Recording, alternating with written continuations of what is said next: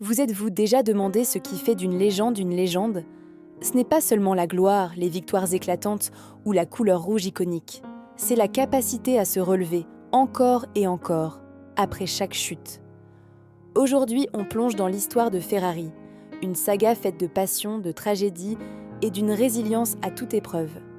Imaginez, Enzo Ferrari, un jeune pilote au talent immense, mais au cœur brisé par la perte de son père et de son frère durant la Première Guerre mondiale. Il rêve de courir pour Fiat, le géant de l'époque, mais on lui claque la porte au nez, un échec cuisant. Pour beaucoup, ça aurait été la fin, mais pas pour Enzo. Cet homme, animé par une flamme intérieure, un feu sacré qu'il appellera plus tard sa terrible joie, décide de prendre son destin en main. Il rejoint Alfa Romeo, devient un pilote respecté, puis le directeur de leur département de course. Il aurait pu s'arrêter là, confortable dans sa position. Mais son ambition est plus grande. En 1939, il fonde sa propre entreprise, Auto Avio Costruzioni. La Seconde Guerre mondiale éclate. Son usine Essa bombardée, réduite en cendres. Encore une fois, le destin semble s'acharner. Mais depuis les ruines de Maranello, Enzo reconstruit. Brique par brique, boulon par boulon. Et en 1947, la première voiture a porté son nom, la Ferrari 125S, rugit pour la première fois. La légende est née, mais le chemin du succès est pavé d'embûches.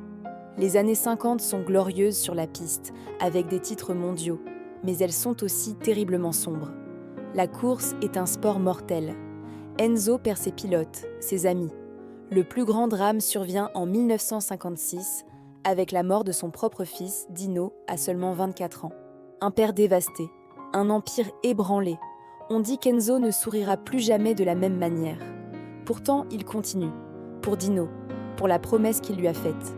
Il canalise sa douleur dans le travail, créant des moteurs toujours plus puissants, des voitures toujours plus belles. Les années 60 apportent un nouveau défi, la rivalité avec Ford. L'histoire est célèbre. Ford veut racheter Ferrari. Enzo refuse au dernier moment. Vexé, Henry Ford II jure de battre Ferrari sur son propre terrain, les 24 heures du Mans. Et il y parvient. De 1966 à 1969, les Ford GT40 dominent, humiliant la Scuderia. C'est un coup terrible pour l'orgueil de Ferrari. L'empire vacille, les finances sont au plus bas. Enzo est contraint de vendre une partie de son entreprise à Fiat, ce même géant qu'il avait rejeté des décennies plus tôt. Ironique, n'est-ce pas ? Mais même dans l'adversité, l'esprit Ferrari ne meurt pas. Les années 70 voient le retour en force en Formule 1 avec le légendaire Niki Lauda, un partenariat qui apporte des titres, mais aussi l'un des accidents les plus spectaculaires de l'histoire du sport. Lauda, miraculé, revient à la compétition en quelques semaines à peine, incarnant cette même résilience qui définit Ferrari. Enzo Ferrari nous quitte en 1988, juste après avoir supervisé la création de l'une des supercars les plus mythiques.